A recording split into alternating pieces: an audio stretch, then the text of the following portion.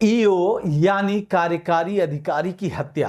पत्नी ने विधायक पर साजिश का आरोप लगाया, लेकिन एफआईआर में विधायक का नाम नहीं, मुख्य आरोपी का कबूलनामा, जिसे उसकी पत्नी ने ही झूठ बता दिया।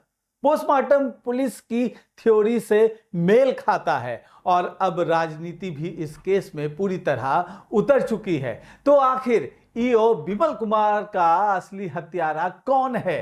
क्या पुलिस सही दिशा में जांच कर रही है या कहानी में अभी कई परतें बाकी है? आज बात करेंगे बिहार के चर्चित ईओ विमल कुमार हत्याकांड की, जिसने पूरे प्रदेश की राजनीति और पुलिस दोनों को कटघरे में खड़ा कर दिया है। सबसे बड़ा सवाल है, आखिर मामला उलझा क्यों?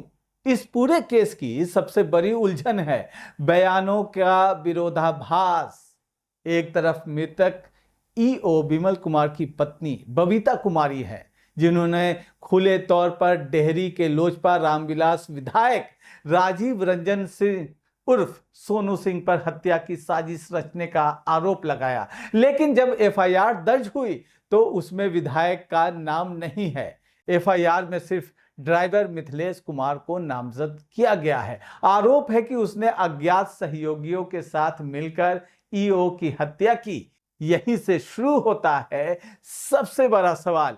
अगर पत्नी विधायक पर साजिश का आरोप लगा रही है तो एफआईआर में उसका नाम क्यों नहीं है? दूसरी बड़ी पहेली बनी हुई है, ड्राइवर का कबूलनामा है या ये दबाव है? पुलिस का दावा है कि ड्राइवर मिथिलेश कुमार ने अपना अपराध स्वीकार किया है, लेकिन कहानी यहीं पलट जाती है। ड्राइवर की पत्नी आरती देवी पुलिस की पूरी थ्योरी को ही खारिज कर देती हैं। उनका कहना है उनके पति ने कभी नहीं बताया कि ईओ से उनका कोई विवाद था, ना नौकरी से निकाले जाने की बात, ना अतिरिक्त काम का दबाव, बल्कि वे हमेशा ईओ विमल कुमार की तारीफ करते थे और दोनों कहते थे कि दोनों के बीच अच्छे संबंध हैं। आरती देवी का आरोप है कि उनके पति से दबाव में कबूलनामा कराया गया और उन्हें सोची समझी साजिश के तहत फंसाया गया है। हालांकि उन्होंने किसी व्यक्ति विशेष पर आरोप नहीं लगाया, लेकिन मुख्यमंत्री से निष्पक्ष जांच की मांग जरूर की है। अब इस पूरी घटना की सबसे अहम कड़ी पोस्टमार्टम की भी बात करते हैं। पोस्टमार्टम क्या कहता है? अब बात उन तथ्यों की जो जांच को मजबूत भी करते हैं और सवाल भी खड़े करते हैं।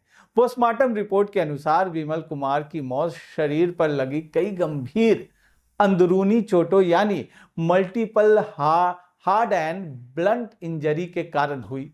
Civil surgeon doctor Maniraj Ranjan के मुताबिक पुलिस की यह थ्योरी बरामद लोहे की रॉड से हमला हुआ पोस्टमार्टम रिपोर्ट से काफी हद तक मेल खाती है।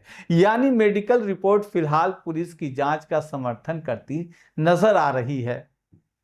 अब उस जांच की भी बात करते हैं जिसमें एसआईटी ने अब तक क्या बताया। रोहतास के एसपी उपेंद्र नाथ वर्मा ने एसआईटी की जांच की प्रगति साझा की है। पुलिस का कहना है कि कई अहम सुराग मिले हैं और कई सवालों के जवाब भी जांच में सामने आए हैं। हालांकि अभी तक पुलिस ने पूरे घटनाक्रम की अंतिम तस्वीर सार्वजनिक नहीं की है। यही वजह है कि लोगों के मन में संदेह अभी भी बना हुआ है। इस पूरे मामले में विधायक ने अपने बचाव में सफाई भी दी है। जिन पर सबसे गंभीर आरोप लगे, डेहरी विधायक राजीव रंजन सिंह उर्फ सोनू सिंह ने अपनी सफाई दी है। उन्होंने कहा कि वे ईओ की हत्या से बेहद दुखी हैं। उन्हें बेवजह इस मामले में घसीटा जा रहा है। जनप्रतिनिधि होने के कारण ईओ से उनकी नियमित बातचीत होती थी, लेकिन इसका गलत मतलब निकाला जा रहा है। उन्होंने भी निष्पक्ष जांच की मांग करते हुए कहा कि जो भी दोषी हो उसे किसी कीमत पर छोड़ा नहीं जाना चाहिए। इस बीच नेता प्रतिपक्ष तेजस्वी यादव ने इस पूरे मामले को बड़ा राजनीतिक मुद्दा बना दिया है। उन्होंने सरकार पर गंभीर सवाल उठाए, मांग की है कि डेहरी विधायक पर हत्या और रंगदारी का मामला दर्ज किया जाए।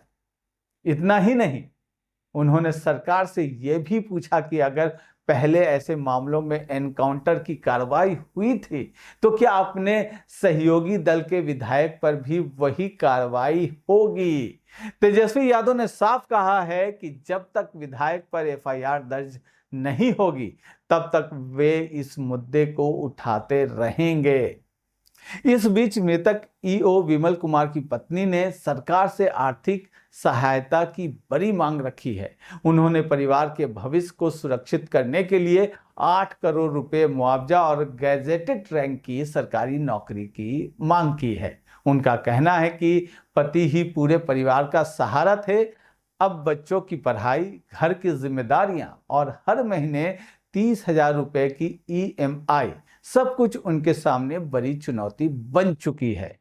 अब इस पूरे मामले में सवाल कई हैं। अगर विधायक पर इतने गंभीर आरोप हैं तो एफआईआर में उनका नाम क्यों नहीं है? अगर ड्राइवर ने हत्या कबूल की तो उसकी पत्नी इसे पुलिस का दबाव क्यों बता रही है? अगर मेडिकल रिपोर्ट पुलिस की कहानी से मेल खाती है तो आखिर पूरी साजिश किसने रची? और सबसे अहम सवाल, क्या एसआईटी की जांच इन सभी सवालों का ऐसा जवाब दे पाएगी जिस पर जनता भी भरोसा कर सके और परिजन भी? फिलहाल इस हाई प्रोफाइल हत्याकांड में हर दिन नए बयान सामने आ रहे हैं, लेकिन असली सच अभी भी जांच की फाइलों में कैद है। क्या पुलिस जल्द इस केस का पूरा खुलासा करेगी या फिर यह मामला आरोपों, राजनीति और विरोधाभासी बयानों के बीच और उलझता जाएगा? इस पूरे मामले पर आपकी क्या राय है, हमें कमेंट करके जरूर बताइएगा। अगर आपको ये पॉडकास्ट पसंद आया हो तो इसे शेयर करें, चैनल को फॉलो करें और ऐसे ही बड़े मुद्दों की गहराई वाली खबरों की जानकारी के लिए हमारे साथ लगातार बने रहिए। फिर मिलेंगे अगली कहानी में। नमस्कार।